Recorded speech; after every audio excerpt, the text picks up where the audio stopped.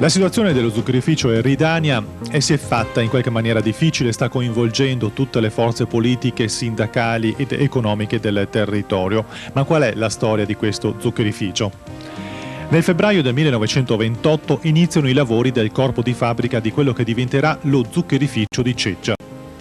Raccontano le cronache di quel tempo che gli amministratori del vicino comune di San Donà di Piave, che avendo spostato da circa 2 anni i loro confini comunali verso sud, rimasero molto contrariati perché lo zuccherificio sarebbe sorto in territorio del comune di Ceggia.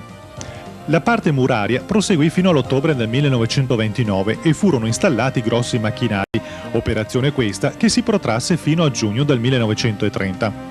Questo magnifico manufatto a firma dell'ingegnere Stivano si presentava come un coacervo inestricabile di tubi, valvole, pompe, turbine, grossi motori diesel ed elettrici muovevano il tutto attraverso lunghe trasmissioni a cinghie. Nel 1930 lo stabilimento inizia la sua attività produttiva e centinaia di agricoltori, per la prima volta, entrano in contatto con una realtà industriale. Chi come produttore di barbabietole, trasportando il suo raccolto con carri trainati da buoi, chi nella doppia veste di agricoltore e lavoratore stagionale. Visto dall'interno dava l'impressione di un caravanserraglio, chi scaricava bietole con le forche, chi trasportava la roccia e il carbone con i vagoncini lungo tortuosi binari, chi invece aveva la fortuna di essere un lavoratore stabile, veniva chiamato maestro. In quella prima campagna saccarifera vennero seminati 2.392 ettari a bietole e vennero consegnati allo stabilimento 667.538 quintali, pagati a quel tempo a 10,47 lire al quintale. Gli anni trascorsero con una certa tranquillità sia nello stabilimento sia nella campagna fino al 1943. Negli anni 1944 e 1945 ci fu una drastica riduzione dell'investimento a bietola, rispettivamente con 800 ettari nel 1944 e 500 ettari nel 1945, pagate queste a 202,40 lire al quintale nel 1944 e 320,53 lire nel 1945. Lasciata alle spalle la guerra, lo stabilimento visse una relativa calma fino alla primavera del 1957, quando la proprietà dell'Eridania tentò per la prima volta di chiudere lo stabilimento. Il consiglio di fabbrica di quel tempo si trasferì armi e bagagli nella capitale e grazie al deciso intervento dell'allora Presidente della Repubblica Segni, il disegno Eridania non trovò compimento. Nel 1964 venne raddoppiata la potenzialità dello stabilimento, portandolo ad una produzione giornaliera di 35.000 quintali. Vennero ammodernati e automatizzati gran parte dei reparti presenti. Alla fine degli anni 70 Monti, maggiore azionista dell'Eridania, vende la società al gruppo Ferruzzi. Nel 1979 la nuova proprietà avvia le procedure per la chiusura degli stabilimenti di Polesella e di Ceggia. Dopo un duro confronto tra le parti, Polesella chiude, Ceggia rimane aperto. Nel 1980 vengono riavviate le procedure per la chiusura dello stabilimento, ma anche questo, secondo tentativo, non va a buon fine. Nel 1982 avviene la terza richiesta di chiusura, le maestranze entrano in sciopero ed occupano lo stabilimento. Numerosi altri stabilimenti del gruppo Eridania vengono coinvolti in questa triste partita. Grazie al prezioso apporto degli agricoltori, degli enti locali e regionali e della forte coesione delle forze politiche, lo stabilimento di Ceggia riesce a superare quest'ultima prova.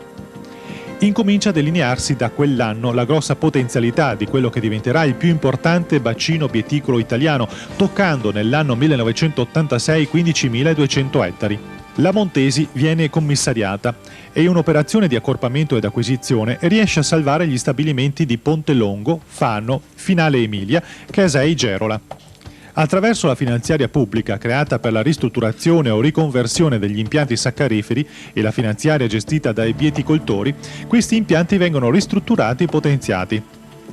Alla fine di questa ristrutturazione rimanevano 23 stabilimenti in Italia. Lo stabilimento di Ceggia, nonostante i brillanti risultati ottenuti dal suo bacino bieticolo e i molteplici impegni assunti dalle forze politiche ed industriali, rimane al palo. A questo si aggiunga lo spostamento del suo bacino da Mirano al fiume Livenza a favore di Pontelongo, comportando una perdita secca di territorio per oltre 8.000 ettari di semi nativi. Nonostante i problemi che questa scelta comportava, oltre 3.000 aziende continuavano a credere a questa coltura grazie all'alta professionalità acquisita negli anni, le condizioni climatiche ottimali e forti investimenti tecnologici. Rendeva questi vieticoltori i primi della classe in Italia e tra i migliori in Europa. Tutto questo si vuole cancellare.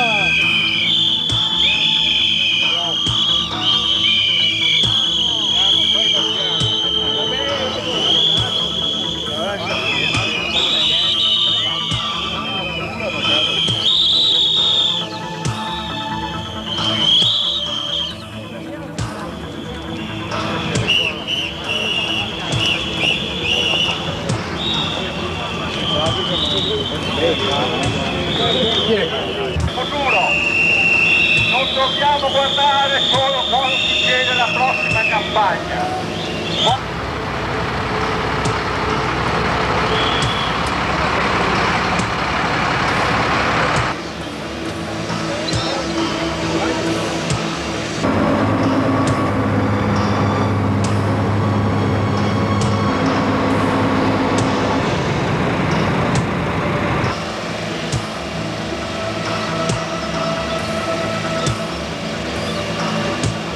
Attenzione corta!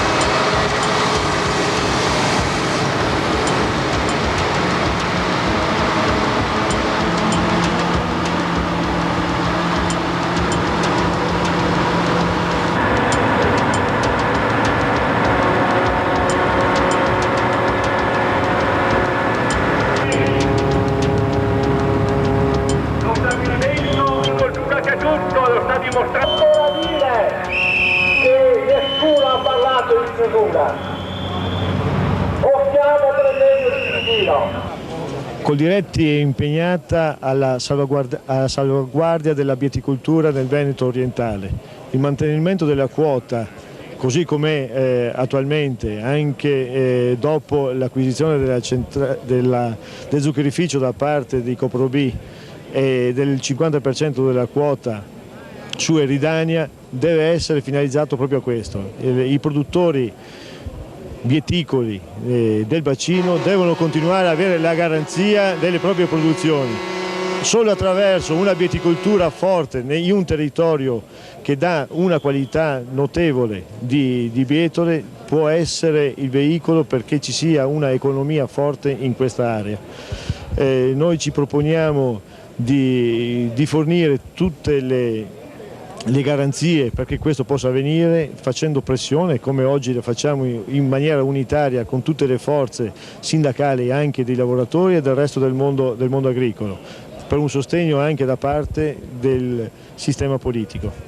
La CIA ha aderito a questa iniziativa importantissima perché riteniamo che questa produzione della bietola nel Veneto orientale sia la migliore in termini qualitativi a livello nazionale. La chiusura presupposta con questa operazione dello stabilimento di Ceggia metterebbe a grande rischio l'attività e questo tipo di produzione che è fondamentale anche dal punto di vista agronomico in quanto garantisce una corretta rotazione nell'ambito dei terreni agricoli. Il rischio che passando e perdendo questa importante coltura si passi alla monocultura del mais e questo aggraverebbe ulteriormente la produzione di quest'area, soprattutto in quanto al reddito delle imprese agricole. In questa zona l'Associazione Nazionale Viticoltori rappresenta circa l'80% degli associati che conferiscono le bietole nello stabilimento di Ceggia e in altri stabilimenti. Ci troviamo nella miglior zona vieticola d'Italia, dove sia come produzione sia come purezza dei sughi estratti la zona è paragonabile alle migliori zone del centro-nord Europa, Francia e Germania in testa. A questo punto, di fronte alla notizia della vendita da parte di Eridania al Coprobi dello stabilimento di Ceggia e della sua possibile chiusura, noi ci troviamo esterrefatti di fronte a una notizia che ci ha colto di sorpresa. Noi riteniamo in ogni caso che non ci siano delle spiegazioni plausibili dal punto di vista della ristrutturazione industriale del settore per una chiusura di questo genere. Questo è un impianto che non va chiuso, va ampliato, va valorizzato perché la zona è una delle migliori d'Italia. Non riusciamo quindi a capire questa posizione di Eridania e questa intenzione della cooperativa Coprobi che assomiglia molto a uno sciacallaggio fra le industrie saccarifere piuttosto che un piano di ristrutturazione vero e proprio.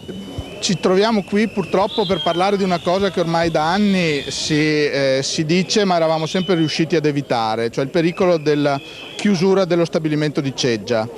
Il passaggio dello stesso dal gruppo Eridania al Coprobi con 200.000 quintali di quota non lascia sperare niente di buono, nel senso che con 200.000 quintali uno stabilimento non può lavorare.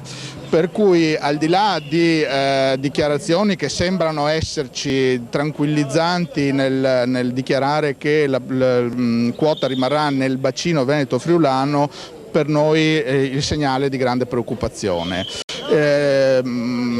Se questo stabilimento non rimarrà in produzione vuol dire che le bietole delle province friulane e di una parte di Venezia e di Treviso dovranno andare su stabilimenti a ovest della tangenziale di Mestre, cosa che di fatto per noi è impraticabile visto che credo sia uno dei nodi più trafficati d'Europa.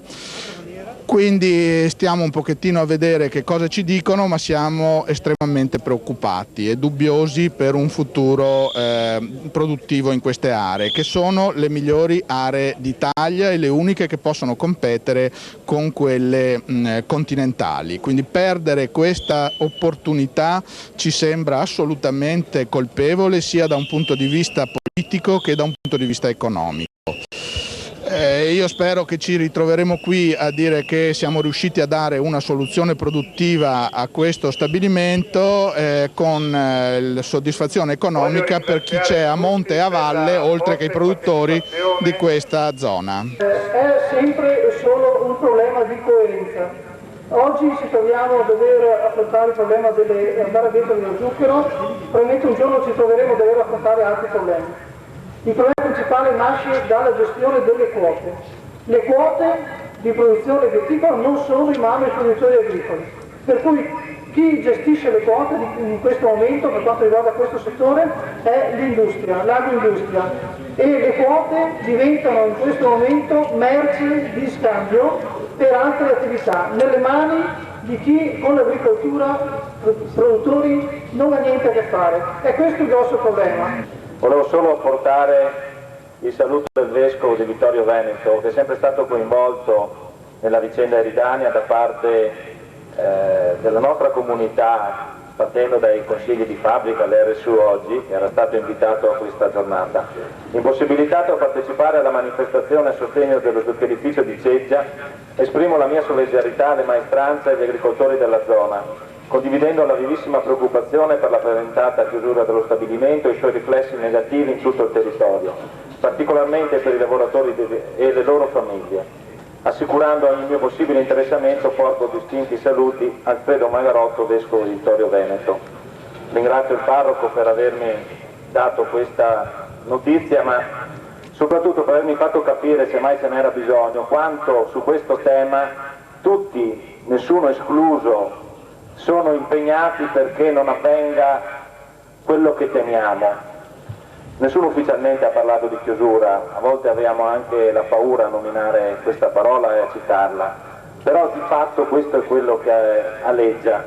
Bene ha detto il Presidente Fioroni, ci opporremo con tutte le nostre forze ad una cosa che non veda l'accordo complessivo e il parere favorevole del mondo agricolo, del mondo industriale e, permetteteci, anche di questa comunità che ha visto crescere, qua ci sono tutti, io vedevo sì i dipendenti dello stabilimento di Dania che oggi lavorano, ma ho visto tanti altri pensionati che hanno passato la loro vita, che hanno costruito questo primo, perché questo è stato il primo momento di sviluppo industriale non solo della comunità di Ceggia, ma di tutto il territorio.